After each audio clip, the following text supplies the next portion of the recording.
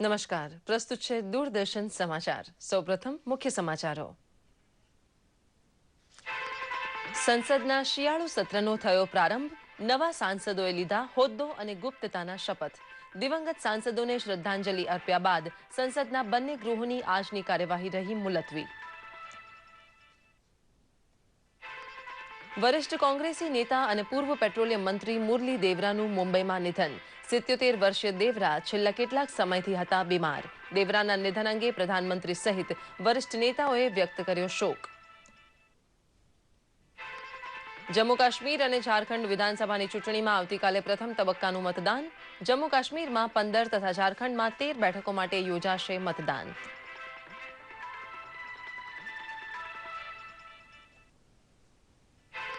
અને આદર્શ ગ્રામ માટે દસક્રોઈનું લીલાપુર દત્તક લેતા મુખ્યમંત્રી આનંદીબેન. ગામની જાતે સફાઈ કરીને દાખલો બેસાડતા મુખ્યમંત્રી. સમાચાર વિગતવાર જોઈએ. નવી દિલ્હીમાં આજે સંસદના શિયાળુ સત્રનો પ્રારંભ થયો હતો. લોકસભામાં આજે નવા ચૂંટાયેલા સાંસદો સર્વશ્રી રંજનબેન ધનંજય ભટ્ટ, પ્રીતમબેન ગોપીનાથ મુંડે અને તેજ પ્રકાશ સિંહે હોદ્દો અને ગુપ્તતાના શપથ લીધા હતા.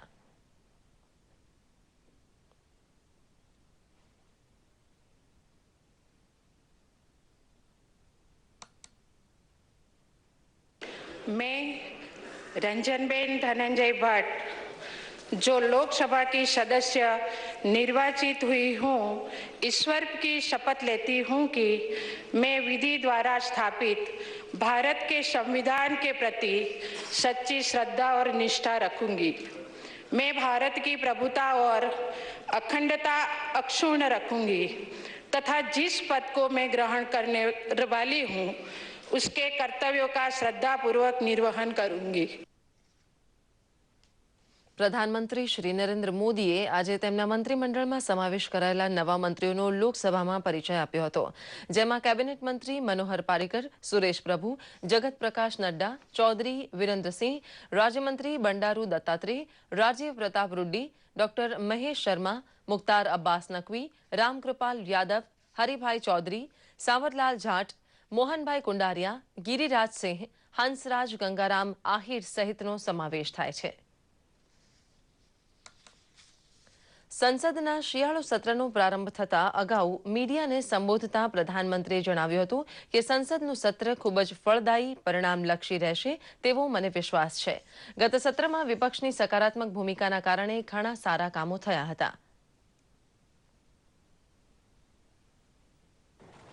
देश की जनता ने हमें सरकार चलाने का जिम्मा दिया है, लेकिन संसद में बैठने वाले सबको देश चलाने का जिम्मा दिया है और इसलिए सरकार में बैठे हुए लोग और संसद में बैठे हुए सभी लोग मिलकर के देश को आगे बढ़ाने के काम को प्राथमिकता देते हुए संसद का सत्र बहुत ही फलदायी हो, परिणामकारी हो, वैसा होगा ऐसा मुझे पूरा विश्वास है. આજે મુરલી દેવરા સહિતના દિવંગત નેતાઓને શ્રદ્ધાંજલિ આપ્યા બાદ લોકસભા તેમજ રાજ્યસભાની આજની કાર્યવાહી મુલતવી રાખવામાં આવી હતી. સંરક્ષણ મંત્રી મનોહર પારીકરે ગઈકાલે ગુડગાંવના નેવી હબમાં સંદેશા વ્યવહાર અને ગુપ્તચર માળખાના સમન્વિત હબનું ઉદ્ઘાટન કર્યું હતું. આ પ્રસંગે પારીકરે જણાવ્યું હતું કે આ હબથી ભૂમિગત ક્ષેત્રમાં માહિતીના આદાન પ્રદાનને મદદ મળશે અને સારી રીતે નજર રાખી શકાશે. તેઓએ કહ્યું કે ભૂમિગત ક્ષેત્રોની સુરક્ષા, રાષ્ટ્રીય સુરક્ષા અને વ્યાપારિક હિતોની સુરક્ષા માટે આ નેટવર્ક મહત્વનું છે. આ માટે આ ક્ષેત્રને પ્રાથમિકતા આપવામાં આવી રહી છે. તેમણે કહ્યું હતું કે આ પગલું 26 નવેમ્બર જેવા હુમલાને રોકવામાં સફળ સાબિત થઈ શકે છે. પારીકરે ભારતના બહુવિધ દ્રષ્ટિકોણને વર્ણવતા સ્પષ્ટ કર્યું કે સંરક્ષણ સંબંધિત બાબતે કોઈ પણ ભૂલને કદી ચલાવી લેવાશે નહીં. નેપાળમાં યોજાનાર દક્ષિણ એશિયાઈ ક્ષેત્રીય સહયોગ સંગઠન એટલે કે સાર્કના 18મા શિખર સંમેલન દરમિયાન પ્રધાનમંત્રી નરેન્દ્ર મોદી દક્ષિણ એશિયામાં ક્ષેત્રીય સહયોગ અને વિકાસની સંભાવના પ્રત્યે ભારતનો અભિગમ રજૂ કરશે. 26 નવેમ્બરથી શરૂ થઈ રહેલ 2 દિવસીય શિખર સંમેલન પહેલા વિદેશ મંત્રાલયે જણાવ્યું છે કે જો સાર્ક દેશો વચ્ચે પરસ્પર સંમતિ બને તો ભારત તેઓ સાથે પરિવહન, ઉર્જા અને ખાસ કરીને વીજળીના ક્ષેત્રે સમજૂતી કરવા તૈયાર છે. કોંગ્રેસના વરિષ્ઠ નેતા અને પૂર્વ કેન્દ્રીય મંત્રી મુરલી દેવરાનું વહેલી પરોઢે નિધન થયું છે. તેઓ 77 વર્ષના હતા. પ્રધાનમંત્રી નરેન્દ્ર મોદીએ શોક સંદેશામાં જણાવ્યું હતું કે દેવરા કર્મઠ નેતા હતા. તેઓએ સાંસદ રૂપે અને ભારત સરકારના મંત્રી તરીકે મોટી જવાબદારી નિભાવી હતી. અમેરિકા સાથે અણુ સમજૂતીની ભૂમિકા તૈયાર કરવામાં દેવરાએ મહત્વની ભૂમિકા ભજવી હતી. તેઓએ પક્ષના સંગઠનમાં તેમજ મંત્રી તરીકે સરકારમાં યાદગાર ભૂમિકા ભજવી હતી. તેમના કાર્યોને જનતા સદા યાદ રાખશે. ઝારખંડ વિધાનસભા ચૂંટણીમાં આવતીકાલે પ્રથમ તબક્કાના મતદાનને લઈને ગઈકાલે સાંજે પ્રચાર પડઘમ શમી ગયા હતા. પ્રથમ તબક્કામાં પલામુ અને દક્ષિણ છોટા નાગપુર વિભાગની 13 બેઠકો પર મતદાન થશે. આ વિસ્તારના 33.5 લાખ મતદારો 199 ઉમેદવારોના ભાગ્યનો નિર્ણય કરશે. પ્રથમ તબક્કાના મતદાન માટે 3,939 મતદાન કેન્દ્રો બનાવાયા છે, જેમાંથી 3,000 મતદાન કેન્દ્રો ગ્રામીણ વિસ્તારમાં છે. દરમિયાન જમ્મુ કાશ્મીર વિધાનસભા ચૂંટણીમાં કાશ્મીરના બાંદીપુરા અને ગંડરબાલ જિલ્લાની 5 બેઠકો સહિત રાજ્યની કુલ 15 બેઠકો પર આવતીકાલે પ્રથમ તબક્કામાં મતદાન થશે. આ તબક્કામાં રાજ્યની ચિનાબ ઘાટીની 6 બેઠક અને લદ્દાખની 4 સીટનો પણ સમાવેશ થાય છે. આ બેઠકો માટે ગઈકાલે સાંજે ચૂંટણી પ્રચાર શાંત થયો હતો. અલગતાવાદી સંગઠનોનો વિરોધ હોવા છતાં ખીણ પ્રદેશની જનતા જુસ્સાભેર ચૂંટણીમાં ભાગ લઈ રહી છે. ચૂંટણી આવતા જ સ્થાનિક લોકોના મુદ્દા રાજકારણીઓ માટે મહત્વના બની જાય છે. જમ્મુ કાશ્મીરમાં ચૂંટણી યોજવા જઈ રહી છે ત્યારે કિશ્તવાડના કેસરના ખેડૂતો બેહાલ છે. કેસરની ખેતીમાં ઓછું વળતર અને વચેટિયાઓનો ત્રાસ ખેડૂતો માટે માથાનો દુખાવો બની ગયો છે. જોઈએ કેસરના ખેડૂતોને કેવી છે મુશ્કેલી.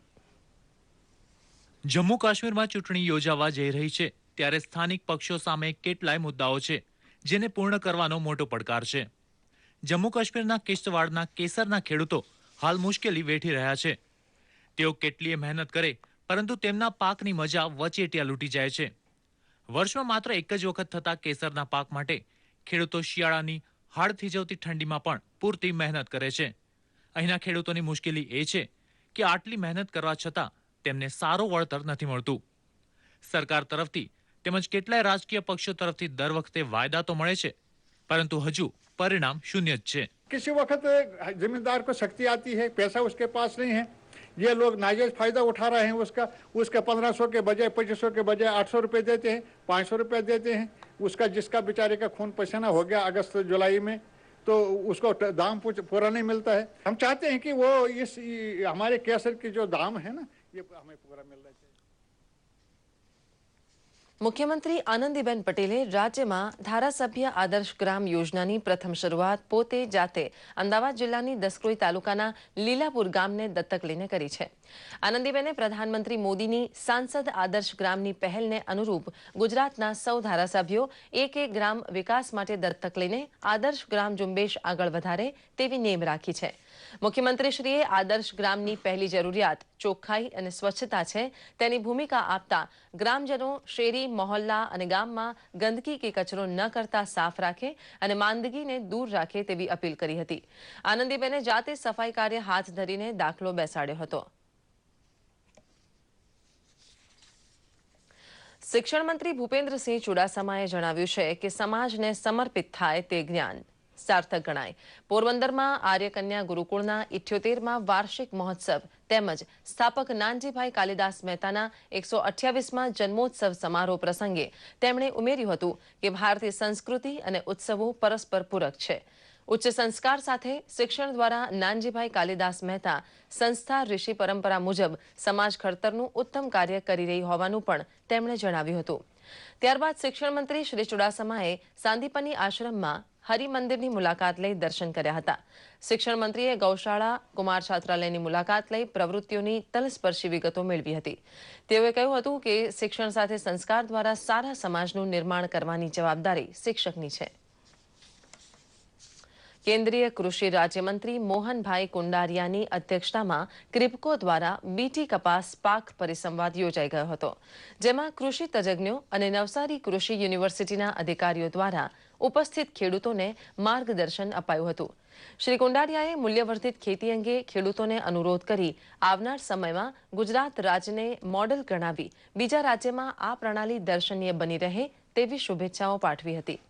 ક્રિબકોના ચેરમેન વાઘજીભાઈ બોડાએ સહકારી ક્ષેત્રમાં વિવિધ સુધારા તેમજ આધુનિક ટેકનોલોજી સાથે મૂલ્યવર્ધિત પાક સહિત ટપક પદ્ધતિ અને સજીવ ખેતી વિશે ખેડૂતોને માહિતગાર કર્યા હતા. શ્રી કુંડારિયાએ કૃષિ મંત્રી તરીકે હંમેશા ખેડૂતોના હિતમાં કાર્યશીલ રહેવાની ખાતરી આપી હતી. લાંબા ગાળાનો વિચાર કરી અને ખેડૂતોને કઈ રીતે ફાયદો થાય એના માટે હંમેશા અમારા પ્રયત્ન રહેવાના છે. હવે જોઈએ કેટલાક મહત્વના સમાચારો સંક્ષિપ્તમાં.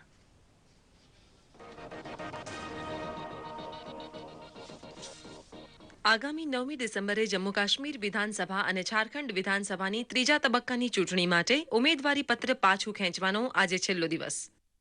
કેન્દ્રીય માનવ સંસાધન વિકાસ મંત્રી સ્મૃતિ ઈરાની નવી દિલ્હીના વિજ્ઞાન ભવનમાં યુનેસ્કોના વિકલાંગ વ્યક્તિઓ માટેના આંતરરાષ્ટ્રીય સંમેલનના ઉદ્ઘાટન સમારોહમાં મુખ્ય અતિથિ તરીકે રહેશે ઉપસ્થિત.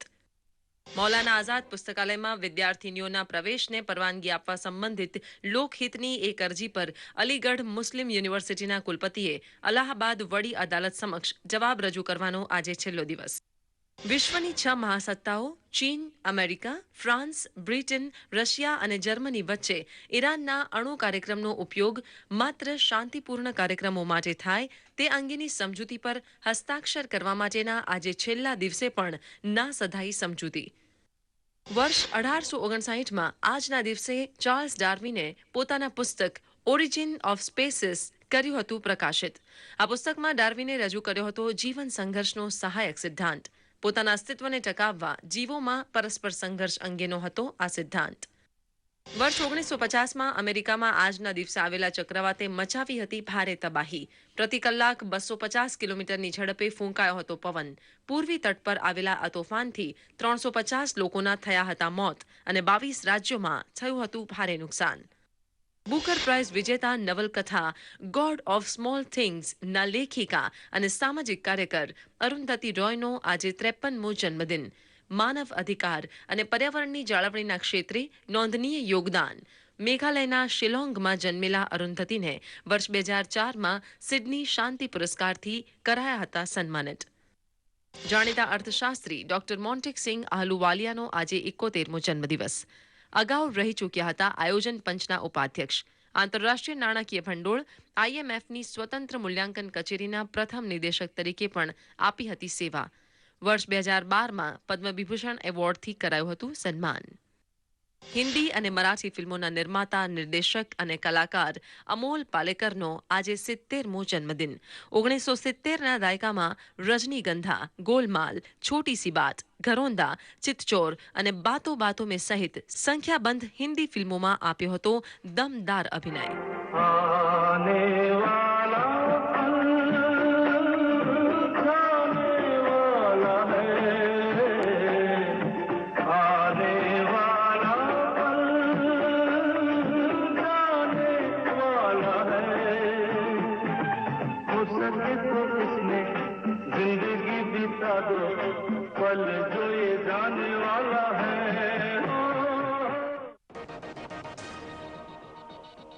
અને અંતમાં મુખ્ય સમાચારો પર ફરી એક નજર. સંસદના શિયાળુ સત્રનો થયો પ્રારંભ. નવા સાંસદોએ લીધા હોદ્દો અને ગુપ્તતાના શપથ.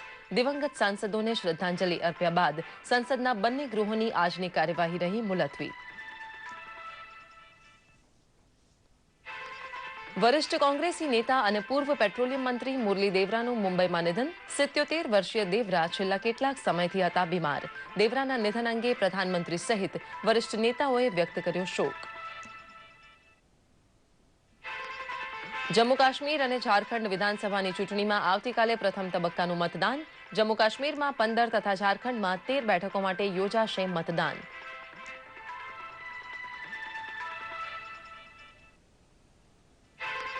આદર્શ ગ્રામ માટે દસક્રોઈનું લીલાપુર દત્તક લેતા મુખ્યમંત્રી આનંદીબેન. ગામની જાતે સફાઈ કરીને દાખલો બેસાડતા મુખ્યમંત્રી. આ સાથે જ આ બુલેટિન અહીં સમાપ્ત કરીએ છીએ. નમસ્કાર.